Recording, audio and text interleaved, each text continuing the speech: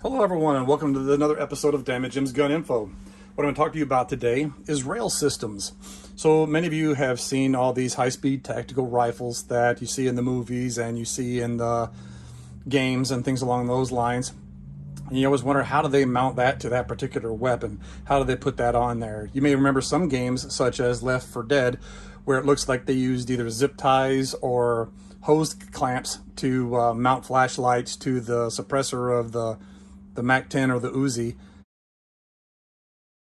in that video game. And probably not the most stable way to mount things to your weapon. So we'll go over a couple of different things so that you can understand.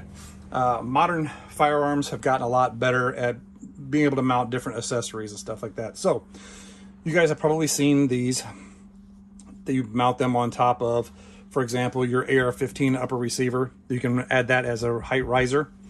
A lot of them are coming nowadays with that already machined into the receiver so that you can see that you can actually mount optics just like this one. Or you can actually go up and you can put backup iron sights, for example, such as this flip-up iron sight. It'll sit underneath a scope, so if you have to pull the scope off real fast because the scope gets damaged, bent, or destroyed, you can immediately grab this and pop it right up. And it's made to keep down, so there it is. And then bam, you can actually use your peep sight with the different ranges and stuff like that, and it'll attach to that rail mount with this Allen head wrench. Put that into the slot and it'll clamp down, and you have a nice optic mount. Keep your optic nice and your sight nice and stable. They also have them for front sights. They also have the ones that are fixed where they're already stood up like this, or you can get these, but you push a little button on the side and it tilts down and it locks out of the way. So you can mount them at 45 degrees if you can use them as backup sights, different things like that. But they're designed to mount to your rail for your handguards so that you can actually have, they have gas blocks to replace the standard A2 gas block like this one right here, so that you can actually put the rail system on top of that. Then you can actually mount one of these to the front so it's flip up and it's out of the way. So if you want to use really long optics, that you don't have to worry about the scope, shade cover getting in the way and getting that messed up or something along those lines.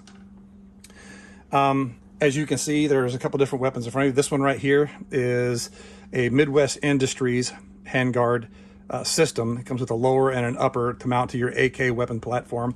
And what it allows you to do is co-witness your rear sight with your front sight by putting a small holographic red dot at a lower level so that you can actually see through that. So you can use the red dot or you can use your irons. If your red dot or green dot goes down, you can actually use your backup iron sights. So you can mount these different things. You can put different things on the side like lights. This has got a Magpul angled foregrip underneath so that you can actually hold on to the firearm. So to move that one out of the way, and you can see on the AR, you can see it's got an angle foregrip as well. It's got all the different points where you can actually mount different things. This is designed for a specific caliber, which is why it's got this zip tie on here, so that I know that it's a specific caliber. This is 545 by 39, so that I know that it's not your standard AR-15. But as you can see, you can mount on the top, you can mount on the bottom, you can mount on both left and right hand sides. Whatever you want to put flashlights on there, you can put angle foregrips, you can use laser aiming devices, things along those lines. And again, it's the flat top, so you can mount a different holographic red dot up there on top if you wanted to. And it's got an ARMS 40 flip up rear sight on the back. You can just flip the little lever on the back and the sight pops up and it sights right through the optic. So it keeps it out of the way until you actually need it. But again, the different mounting availability allows you to change up what it is that you want to put on there, so you can more customize it specifically to what you want to actually put on your weapon. Now, down here, I'm sure some of you have seen this. The older crew will probably have seen these. These were designed specifically for the carry handle of the different rifles, so that you can actually take the old M16 or AR-15 with the carry handle on the top of it, where sometimes you'll have these that have the removable carry handle, just like in this picture right here. But what these do, it allows you for those weapons like the old M16s and the M4s that didn't have this rail system on the top, you can actually take and put this into the V-notch sighting channel of the carry handle, and it allows you to mount some kind of optic onto it. So if I wanted to, I could, just as an example, I could slide a flashlight on there, and it'll slide on and it'll lock into place, so that I can mount a flashlight for that. Or you can put a red dot optic, for example, like this, the EOTech right there. But it gives you the option on the older weapons to take the receiver, upper receiver, and actually mount optics and everything on it. And it just screws in. There's a hole in the top of the carry handle, and this just slides right down in there, and you tighten that screw and everything back up. It's got a rubber O-ring to make sure that it ends up staying tight. And then you can mount your red dot. It'll move forward of the receiver, and it'll mount it somewhere right about here. All right. Now, that's your standard Picatinny rails. Like I said, this one's from Knight's Armament. They're pricey. Knight Armament is not an inexpensive one. The neat thing about the Knight Armament ones is that you put the handguard on the bottom and put the one on top. And then as you can see, when you roll it over, is it has the screw on the top, which has a hook that mounts into the D-ring on both sides of the gas tube. And as you tighten that down, it clamps that down. So whenever you mount, for example, laser aiming devices, infrared laser aiming devices to it, that it makes sure that they'll stay zeroed whenever you actually get them out of the range and get them zeroed for your weapon. So that way when you use night vision equipment, you can designate targets or flood an area with infrared light so you can see what's going on, and the enemy without night vision is completely unaware. So that's the standard Picatinny rail that they put, our 1319 rail that they put on top of weapons and stuff like that, to change from the old Weaver. So with the different types of firearms that are out there, there are different custom types of rail systems or forends that you can get. A lot of them try to be free float, some of them aren't, and I'll get into that here in just a moment. Now, as you can see on this M14, this is the Sage EBR DRM stock. It's a little bit of a time, energy, and effort to actually put your weapon inside this chassis. But once you get it in there, as you can see, you can mount bipod on it. That'll move up out of the way. There's underneath pieces here for you to put a pistol grip if you so desire, or another angle foregrip. You can put other different devices and stuff like that down here, hand stops if you want.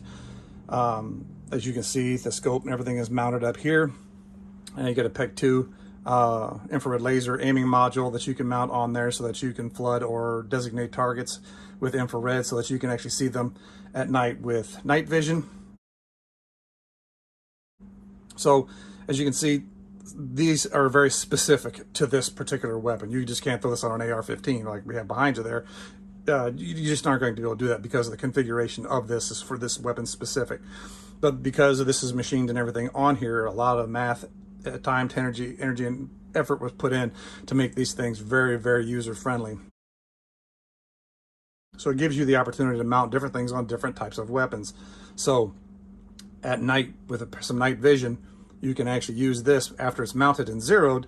You don't have to look through the scope, though they do have mounts that you can actually put to mount like your infrared, like your night vision up front, or you have a rail and everything here in the back that you can actually take and mount your night vision in the rear. So it depends on what you want to end up doing as far as that. So it gives you lots of options.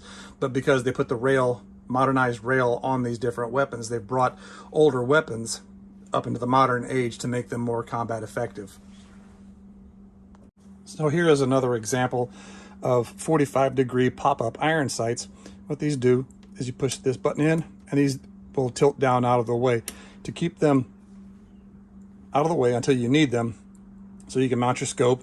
Your scope goes down, then you can just take your weapon and you can rotate it to a 45-degree angle, and then you can use the standard iron sights like you would on your regular rifle.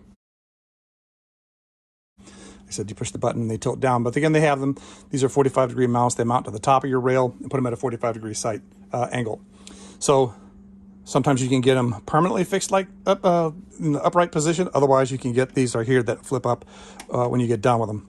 So you get done, push the button, and up they pop.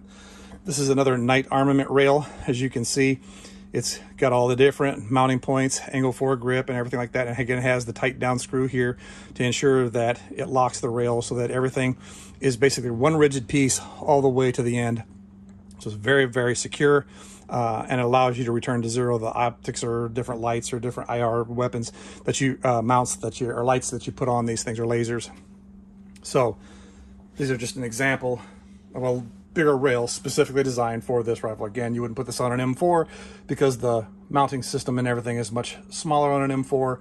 You'd use the one that I showed you earlier. This one's for the actual 20-inch barrel. That one was for the 16-inch barrel. And as you can see, rifles are not the only thing they've gotten it into. The 12 gauge shotgun or multiple gauge shotgun crowd has gotten into it by mounting the different types of rails on the top. Another one is right here on both sides and one at the bottom, so you can put an angled foregrip. You can mount whatever red dot optics you want to end up putting, flip up iron sights on you. Now these are polymer, they're not iron. We call them iron sights, but these are the pop-up sights that Magpul makes. And it's push down and the optic pops up. Push down and the optic pops up. And that way it stays out of your way until you actually need it, or you can sight through it. To put them down, just push them back and they lock into place. But like I said, it offers you the opportunity to mount optics, different ranged scopes. If you want to shoot slugs, you want to use whatever you want, magnifiers on these different things that's available for you. You can mount lights on the side or on the top, laser aiming modules, infrared laser aiming modules, flashlights, all those other different things that are available to you. So just because you have the plan to purchase a weapon doesn't mean that you don't have the option to actually get a rail system for your weapon. Now, when I was talking about free float systems, on an AR-15, if it's a semi-automatic AR-15, this is about as free float as you're going to get. Realistically speaking, what happens is you're going to have the barrel, you're going to have your gas block, your gas tube. So basically everything from where the barrel gets threaded onto and screwed into the upper receiver, basically effectively from here, there's very little to interfere all the way down. So there's no handguard mount and everything up here, which is going to cause a change in the barrel flex dynamics as your round is fired. And because you ended up putting this gas block, this is in 300 blackout, so you can put the gas block much closer to the receiver than you would in 5.56. So effectively from here forward is a completely free float barrel because there's nothing to interfere with this. This handguard screws into the receiver and mounts to the locking nut with the barrel nut, and it's in line with the rail on the top of the upper receiver. So anything you mount basically from here forward, this is not going to have any contact with the barrel. So it allows you to then mount all different types of different things on there. And it's not going to be effective as by heat because this doesn't make any contact except for back here with the receiver. And so short of the radiant heat coming from the receiver, you're not, or the barrel, I mean, you're not going to get very much heat onto your handguard. So then it allows you again to mount the different accessories that you want to end up mounting. Now, as you can see, this is not your standard 13/19 or Picatinny rail. It does have the Picatinny mounts and everything here on the top for you to mount a red dot optic forward, and for like the 45 degree fixed iron sights, as I was talking to you about earlier. These do not flip down out of the way. These are fixed and stay that way. So if you're using a ranged optic or your red dot optic and it goes down, you can always then turn you up to a 45 degree angle and then sight through the standard optics.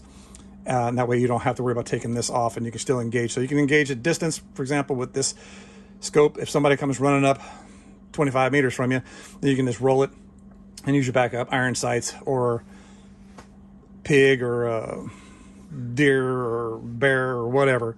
And it still allows you the option to mount, flashlights and different things along your firearm.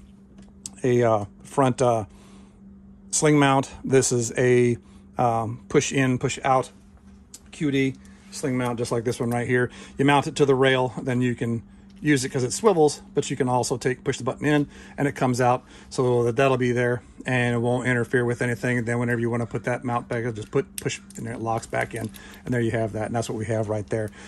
But it allows you to mount it to a rail. Now, as you can see, there's nothing on the side of this. How do I end up attaching to that, Jim? Well, you end up having different mods that are out there that you can actually put in your firearms. Besides the 13/19 or Picatinny rail, which are permanently machined and a lot of different handguard mounts and stuff like that, you have these that allow you to free float, but have a lot of open space to keep your hand away from a hot barrel. But you can add different bits and pieces, different types, different lengths, different heights of accessories and everything to your rail. Now, there are two different types that are really popular right now. There's the key mod and the M-lock. And how you can tell those apart, as you can see right here, it's a small little oval. Okay, so when you have the small little oval, you're going to end up using one like this. As you can see, the little ovals, these will fit right inside those slots there. And this, as you unscrew it, you can actually put that through, and you'll pivot these so that whenever you tighten it, it locks on the inside of the M-lock, just like this right here. Okay, and then it'll lock on the inside of this handguard, and it'll permanently affix this until you remove it onto your handguard. Then again, you can put your sling swivels, other backup iron sights, different things along those lines. Flashlights, if you want to, they'll mount to this. I can grab them. This is a Glock flashlight, so you can slide it right on there, and then just pull the little latch up, and it'll lock it into place wherever you want to do it. So you can mount that sideways, so you can have that. I particularly like these because you push down ever so slightly and it turns it on. There's no battery in this one right now. I got to put new batteries in it. Or you can take and push on either side, pull down and it instant ons, and then you pull it down and it stays on. So it's a neat little thing on a handgun. And that way, what I end up working is you can just pull down ever so slightly while you got your hand on your handgun, so you can actually light up a target real fast to see what it is, or strobe somebody with a flashlight, or then you can take and turn it on so you can see what it is you're doing, where you're going, keep somebody under a flashlight, identify a target, etc.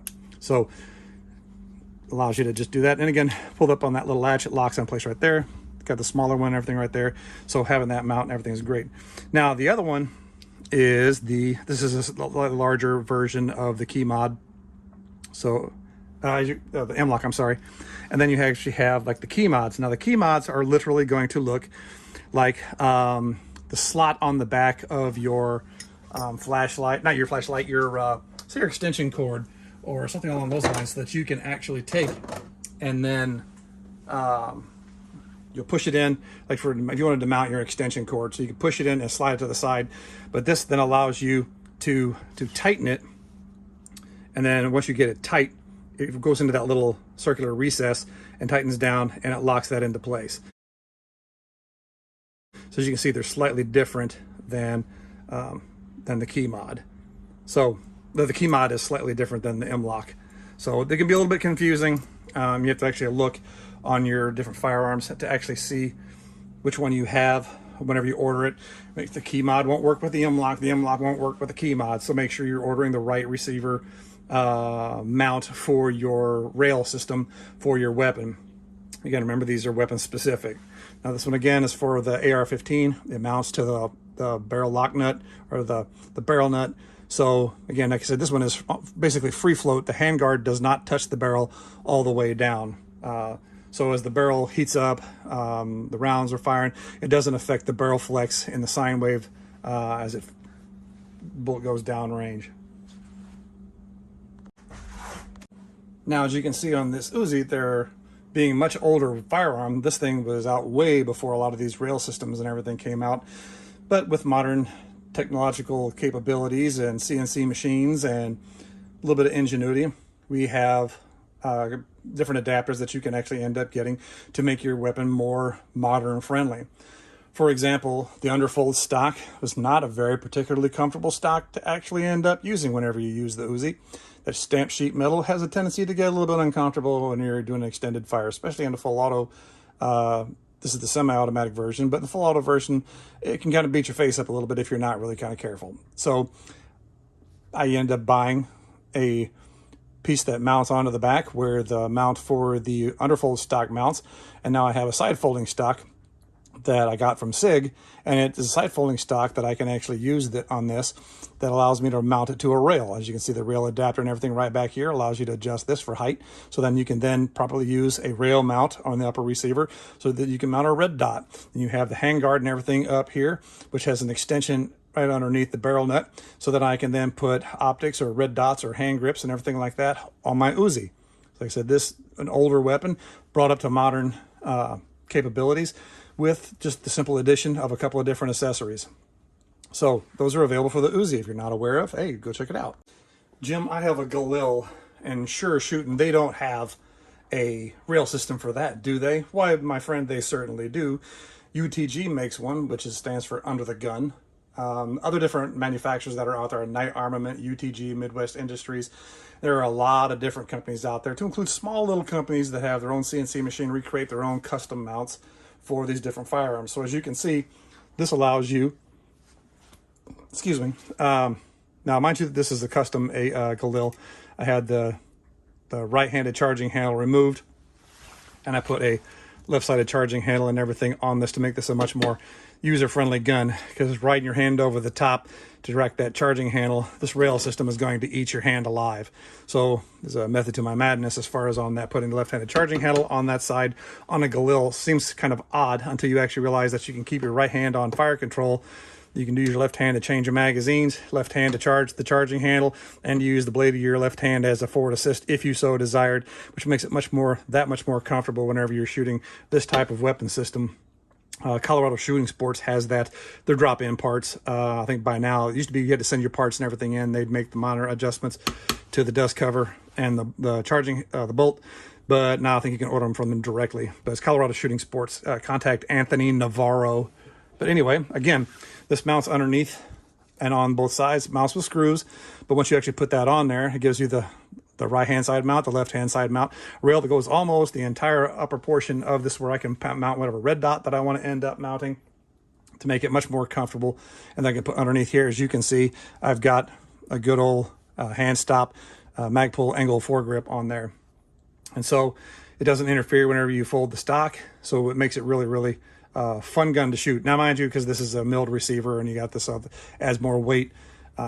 It does add weight to the front end of your gun whenever you mount rail systems and everything with optics and other different things on there. So be aware, it changes the weight profile and makes your weapons a little bit more front heavy whenever you mount rails with optics and red dots and all that kind of nifty stuff and everything on there. So just be aware of that. Now, to wrap up, as far as rifles and shotguns and stuff like that, some companies have not yet got on board. For example, this Utah's 15. It's a 12 gauge pump action shotgun.